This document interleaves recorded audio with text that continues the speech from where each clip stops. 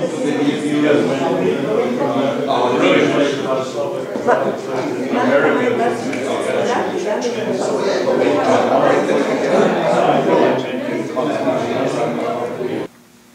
the decline of Kyivan Rus and the rise of Cossackdom, that is, in the 14th through 16th centuries, the Ukrainian people lost statehood and became subject to other nations.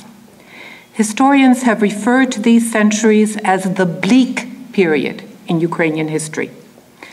Mykhailo Hrushevsky called them the Lithuanian Polish period, and he dealt with this period in depth in the core middle volumes of his Historia Ukraine-Rus, or History of Ukraine-Rus. He also set the historical stage for the period with a preceding volume, bridging historical developments between it and the Kyivan or Old Rus period. Together, these 4 volumes, which number 3 to 6 in his original 10 volumes, are critical in the goal Hrushevsky set for himself in his masterwork. His aim was to provide a grand narrative of the history of the Ukrainian nation, tracing it as a continuum from the earliest historical times to the modern era. In creating that narrative, Hrushevsky declared that his focus to be not on leaders or states, but on the story of the Ukrainian people, the narod. That story is, in fact, the glue, as Serhii Plokhy has put it, that holds Hrushevsky's history together. In the volumes that cover the Bleak or Lithuanian Polish period, Hrushevsky tells the story of othering in 2 dimensions. He tells the story of how Poland and the Polish-Lithuanian Commonwealth othered the Ruthenian population as part of the process of incorporating its lands into their political structure. And by telling that story from a Ukrainian perspective, he others the dominant view in Polish historiography that Polish Catholic culture had a beneficial civilizing role in these lands by depicting that rule as one of subjugation and exploitation. In working on the translation of Hrushevsky's volumes, being produced by the Hrushevsky Translation Project of the Canadian Institute of Ukrainian Studies, my attention has most often focused on the details of Hrushevsky's work: names, places, translations of terms, bibliography, and so on. My purpose here is to look at his work differently, to address the middle volumes of the history from a broad and encompassing perspective, and remark on the place of othering in it. This paper does not address whether this othering is warranted or valid. My concern here is how othering is presented in these volumes and to what effect.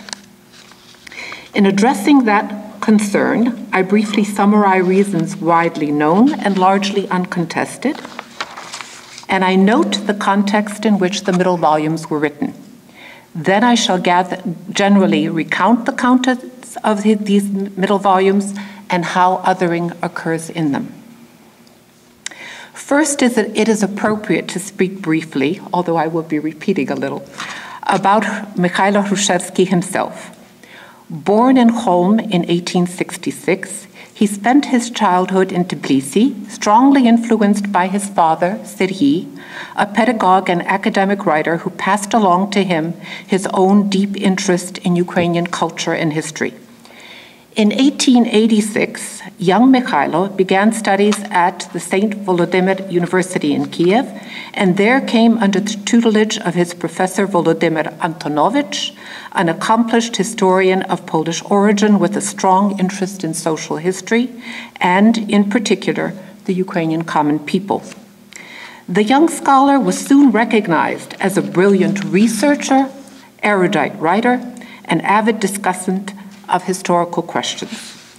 At the time, the M's Ukaz and Valuyev Circular were fully in effect in the Russian Empire, with their prohibitions on the use of the Ukrainian language, alongside severe constraints on academic attention to things Ukrainian in general.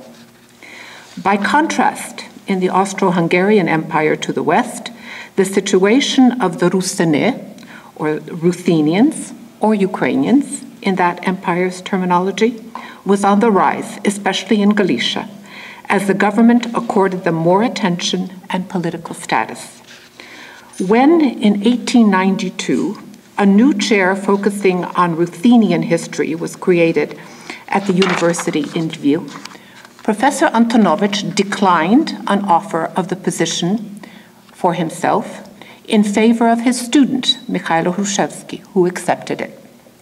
By the time 28-year-old Mykhailo Hrushevsky arrived in Lviv in 1894, he had already challenged and in some cases undermined the prevailing tenets of imperial Russian historiography, namely that Muscovy and Russia were the direct inheritors of Kyivan Rus, and that Ukrainians, or Little Russians in Russian imperial terminology, remained an indivisible component of the great Russian nationality.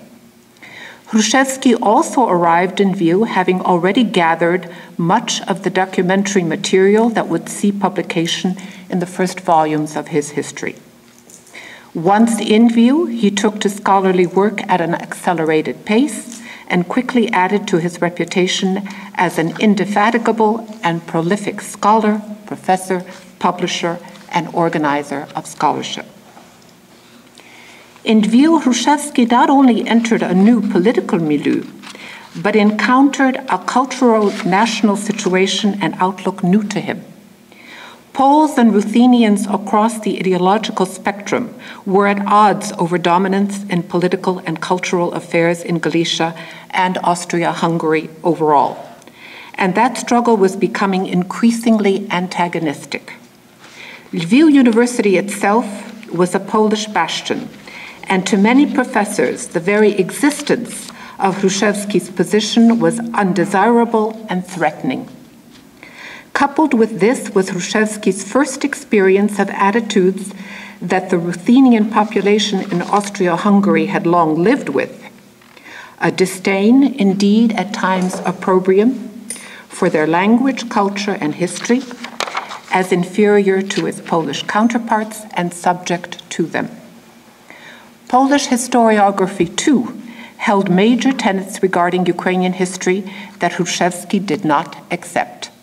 Namely, that after the Mongol destructions of the 13th century, large numbers of Poles had moved into the wild eastern Rus lands and thereby, quote, civilized them, and that Poles were the conveyors of Western culture to the backward Ruthenians, thereby profoundly benefiting and civilizing them. This, in very general outlines, was the context in which, from 1898 to 1907, Hrushevsky produced and published the first 6 volumes of his history, including the middle ones of 3 to 6 that are my focus here. By calling the 13th through 16th century the Lithuanian Polish period in Ukrainian history, Hrushevsky was directly acknowledging it as the time when Kyivan, or Old Rus, lost its statehood and the Ruthenian people came under the dominion of the Lithuanian and Polish states. That loss of statehood he attributed in large measure to 2 factors. One, the collapse, in part owing to the Tatar onslaught of the princely and military retinue system that had sustained Rus from Kievan times.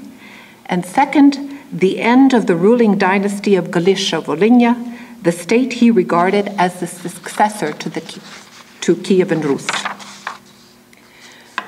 To Hrushevsky, the Rus, Ruthenians, Ukrainians were the people of the lands gathered in the Kyivan Rus state.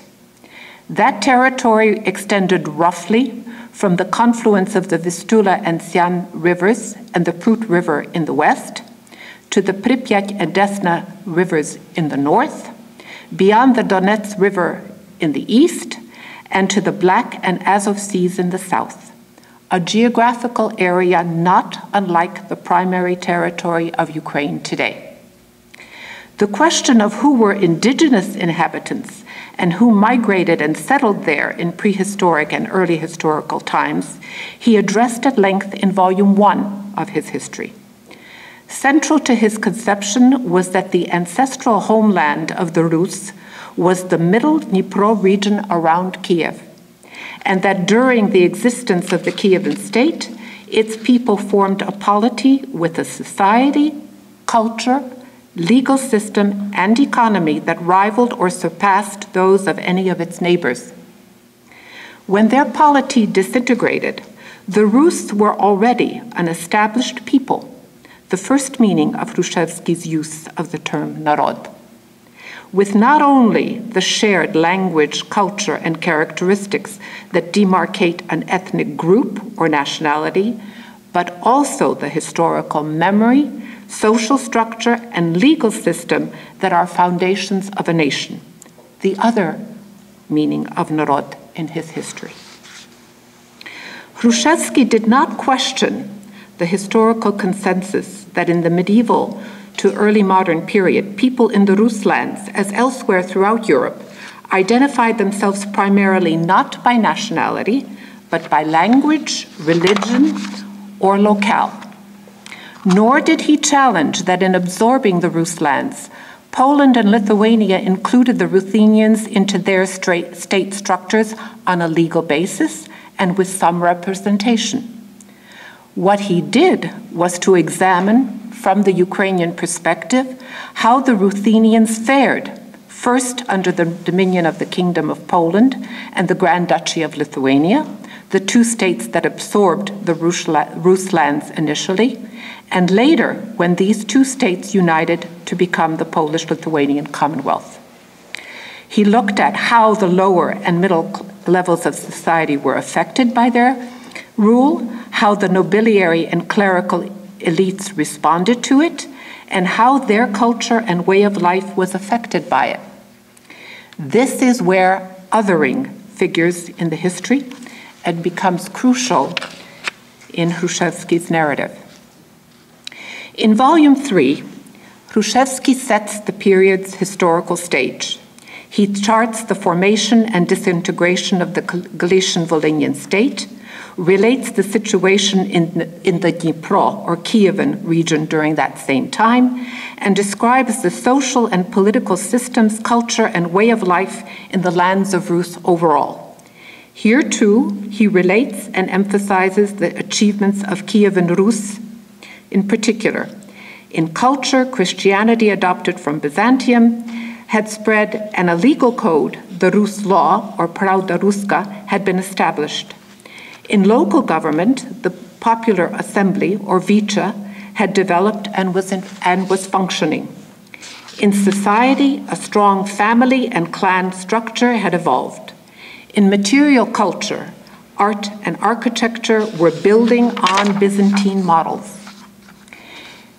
Invasion by the Tatars arrested that development and fragmented the Rus lands. But these achievements in large measure survived and were transferred to the western Ukrainian lands.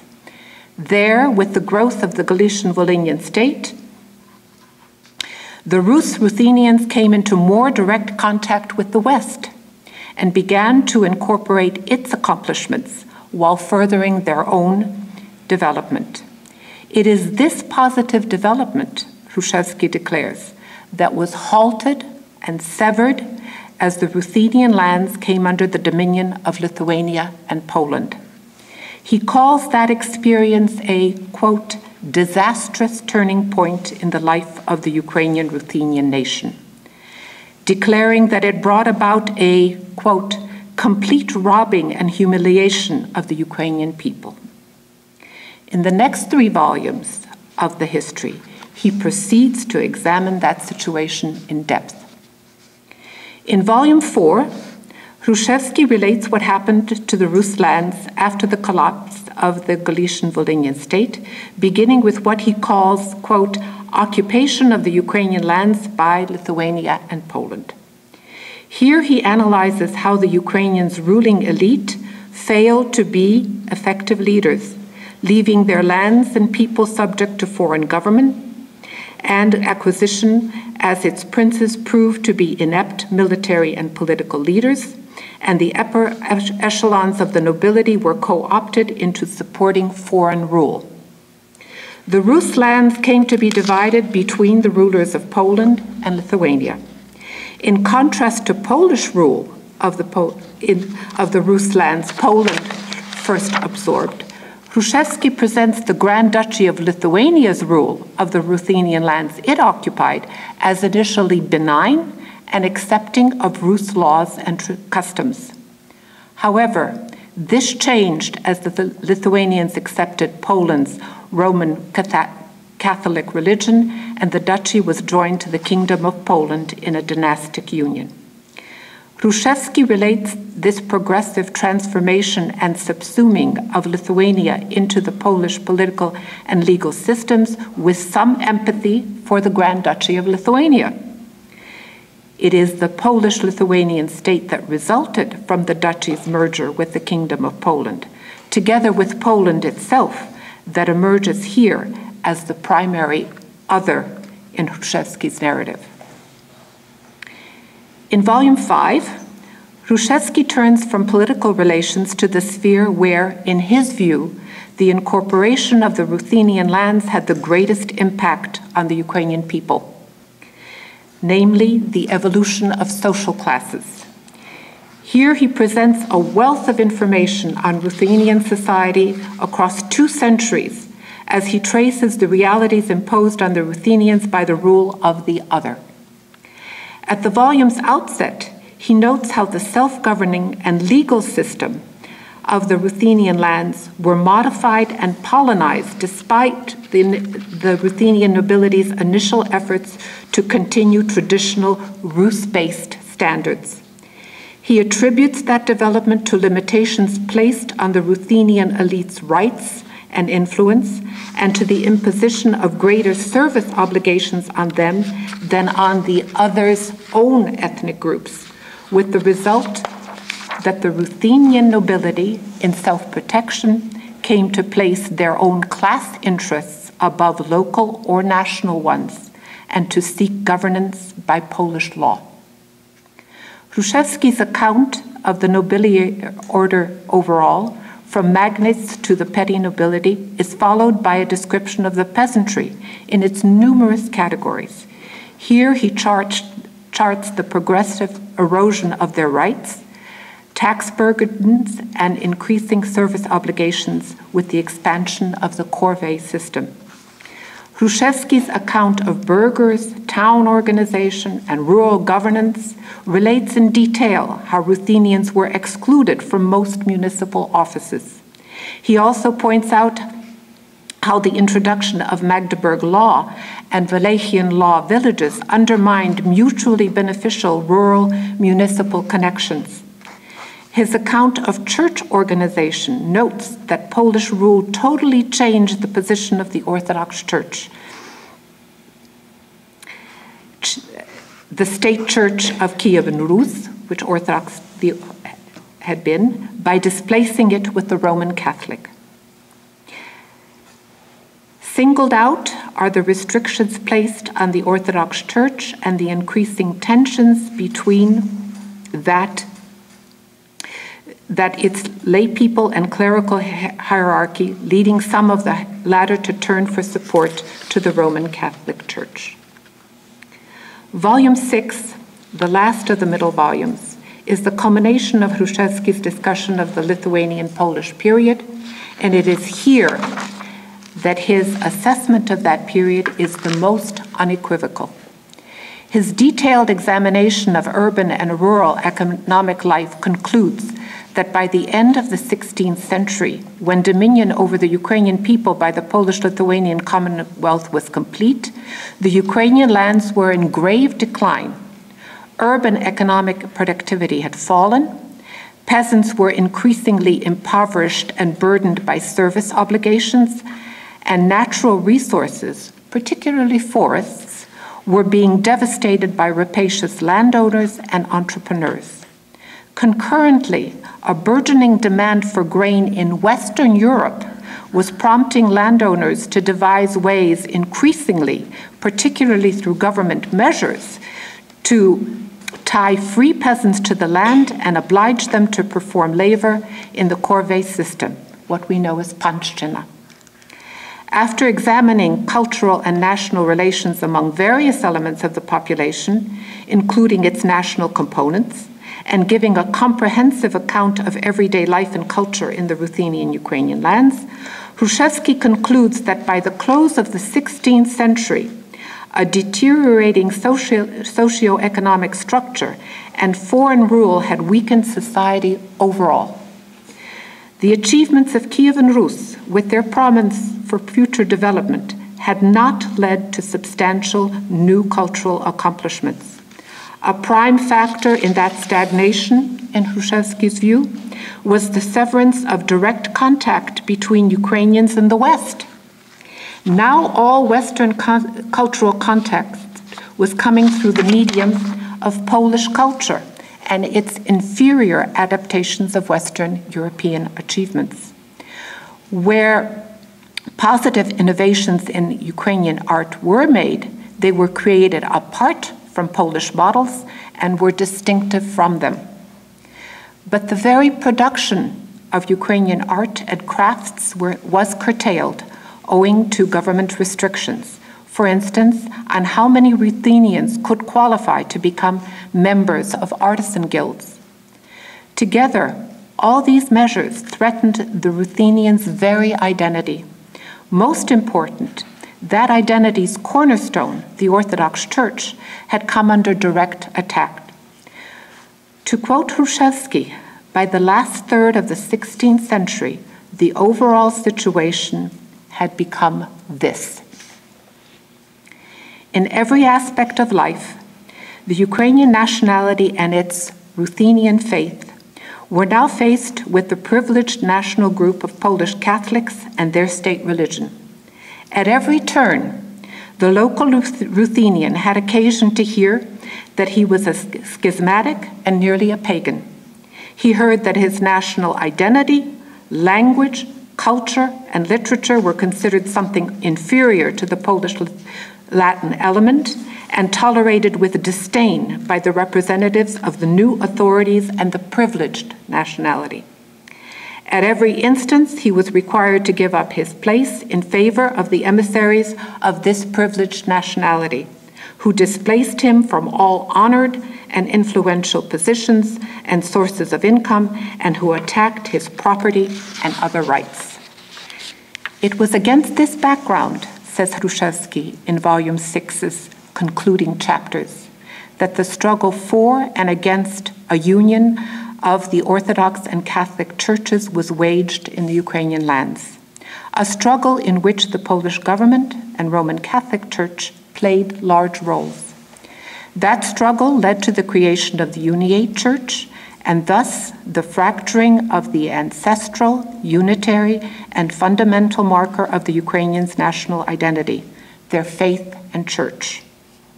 Thus, dominion by the other of Poland and the Polish-Lithuanian Commonwealth ultimately resulted in the othering of Ukrainians from each other.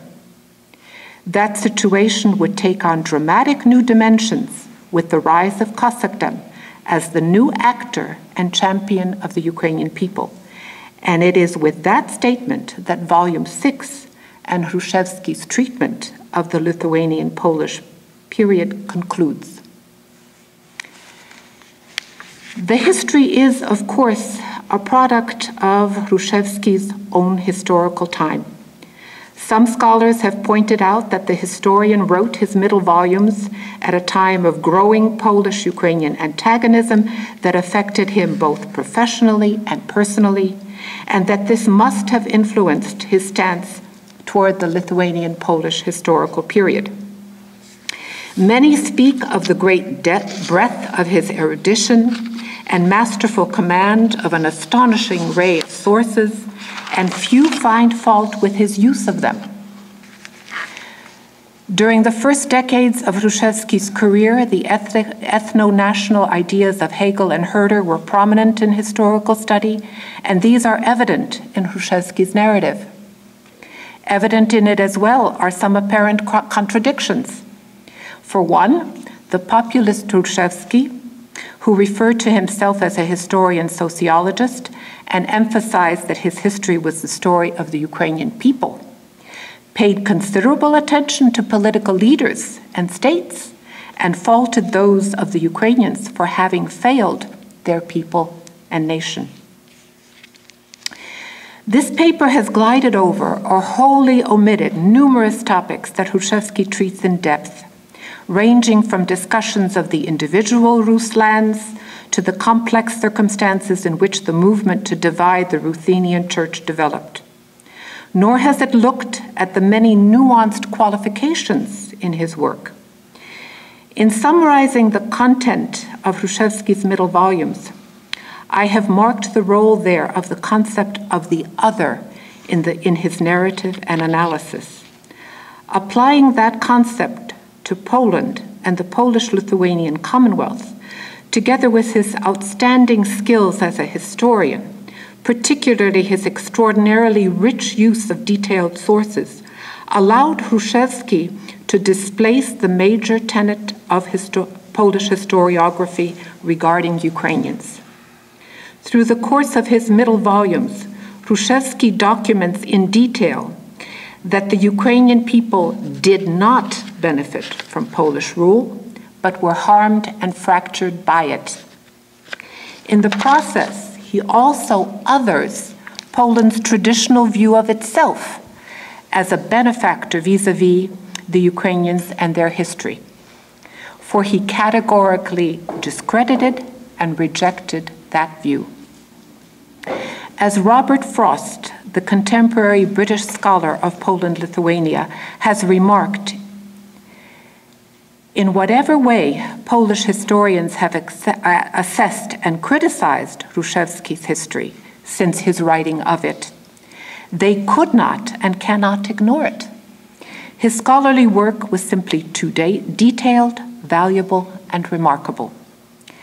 And if his critics protest that his exposition at times reads as an account of villain and victim, Hrushevsky himself would likely not greatly protest that interpretation. For him, the fact that henceforth his work could not be dismissed meant that his goal had been achieved. For regardless whether the Ukrainians were victims in their encounter with Poland during the bleak period of their history, they were certainly survivors of it. By giving the story of the Rus, Ruthenians, Ukrainians through the Lithuanian Polish period, connecting that part of their story with what came before and after, Mykhailo Hrushevsky established the continuity in the history of the Ukrainian people and thus helped define the Ukrainian nation.